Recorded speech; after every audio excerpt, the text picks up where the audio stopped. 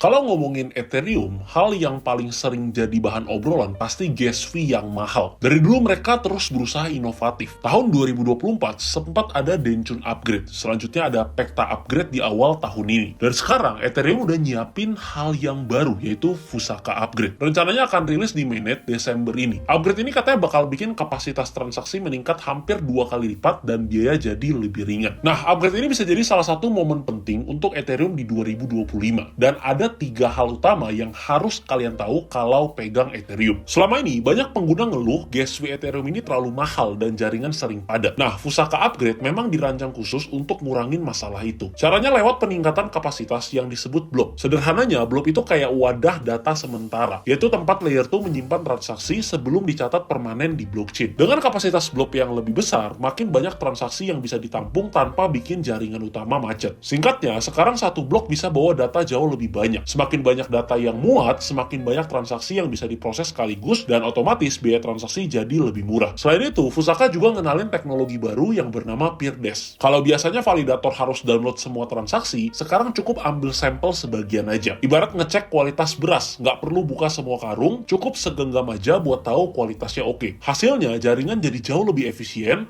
lebih cepat, dan nggak makan resource berlebihan. Dan kalau kita lihat datanya sejak Denchun upgrade, aktivitas blog posting di layer 2 kayak Arbitrum, Unichain, sampai berbagai proyek baru terus meningkat tajam. Grafik ini nunjukin jumlah blog yang diposting tumbuh konsisten dari 2024 sampai sekarang. Bahkan sempat tembus lebih dari 200.000 blog. Artinya ruang yang ada sekarang udah mulai kewalahan, dan kapasitas tambahan dari Fusaka ini datang di waktu yang sangat tepat. Untuk holder Ethereum, ini kabar yang sangat bagus. Dengan biaya makin murah dan kapasitas makin besar, user ini akan lebih betah pakai Ethereum. Aktivitas DeFi, NFT, sampai layer 2 yang jalan di atas ETH bisa makin ramai dan ujungnya ningkatin demand untuk ETH itu sendiri. Selain faktor upgrade jaringan, ada satu hal besar yang bikin Ethereum ini makin menarik di 2025, yaitu institutional flow. Sejak spot Ethereum ETF ini diluncurkan di Amerika, inflow dana yang masuk ini luar biasa. Dalam 1 bulan, total inflow-nya sempat tembus miliaran dolar dan bahkan ngalahin skor ETF besar lainnya kayak industrial sama tech. Ini nunjukin kalau institusi ini benar-benar mulai serius akumulasi Ethereum. Memang kalau lihat data harian, inflow dan outflow ini masih cukup fluktuatif. Ada hari di mana inflow-nya besar, ada juga yang outflow. Tapi secara keseluruhan tren besarnya, ini tetap positif. Bahkan beberapa corporate treasury besar udah nyimpan Ethereum di balance sheet mereka. Ini mirip kayak dulu strategi Bitcoin Treasury Reserve. Di sisi lain, jumlah ETH yang ke-lock di staking sekarang udah puluhan juta. Hampir sepertiga dari total supply. Jadi supply di market spot ini makin ketat. Walaupun ada juga ya antrean besar Ethereum yang lagi nunggu keluar dari staking. Jadi secara keseluruhan, tren ini ngasih narasi bullish untuk Ethereum di 2025. Kalau demand retail dan institusional ini sama-sama naik, biasanya jadi setup bullish untuk price action. Nah, sebelum kita lanjut, untuk kalian yang mungkin baru mau mulai investasi atau trading crypto tapi bingung pakai aplikasi apa, kalian bisa cobain Binance. Untuk buat akunnya tinggal scan QR yang ada di layar ini aja, atau bisa klik link yang udah ada di deskripsi. Karena dengan QR atau link tersebut, kalian akan dapetin diskon fee transaksi 20% seumur hidup, serta 6 USDT atau setara 100.000 sebagai reward as a new user. Yuk kita lanjut. Setiap kali ada major upgrade, market ini biasanya penuh spekulasi. Fusaka juga nggak jauh berbeda. Untuk saat ini banyak analis yang udah pasang target bullish, bahkan ada yang percaya bahwa Ethereum ini bisa tembus sampai 5.000, even 6.000 dolar kalau momentum ETF inflow dan adopsi institusional ini terus berjalan. Tapi di sisi lain, jangan lupa skenario klasik, yaitu sell the news. Karena naratif upgrade ini udah lama di price in, jadi bukan mustahil harga ini justru retrace sementara meski upgrade sukses. Market crypto ya sering begitu, rumor bikin pump, news kadang jadi exit liquidity. Selain itu ada juga resiko teknis, yaitu delay di implementasi bug di Peerdesk, atau bahkan asset staking besar-besaran bisa jadi trigger short term dump. Ditambah lagi kompetisi dari layer 1 lain yang terus upgrade, Ethereum juga harus jaga momentum. Jadi artinya, Fusaka jelas nambah fundamental value buat Ethereum, tapi price action jangka panjang tetap unpredictable. Untuk holder Ethereum, kuncinya bukan cuma nunggu harga terbang, tapi punya plan. Mau akumulasi, swing trade, atau sekedar hold aja jangka panjang. Yang penting selalu siapin risk management, karena kita nggak pernah bisa timing the market. Singkatnya, Fusaka upgrade ini bikin Ethereum lebih scalable, lebih murah, dan makin menarik untuk institusi. Tapi ingat, market bisa bullish, bisa juga sell the news. Jadi apapun strateginya, jangan lupa risk management. Seperti biasa, selalu do your own research. Dan kalau kalian suka dengan video seperti ini, jangan lupa klik tombol like-nya untuk terus support channel ini. Dan jangan lupa subscribe, karena sekarang sudah waktunya belajar bersama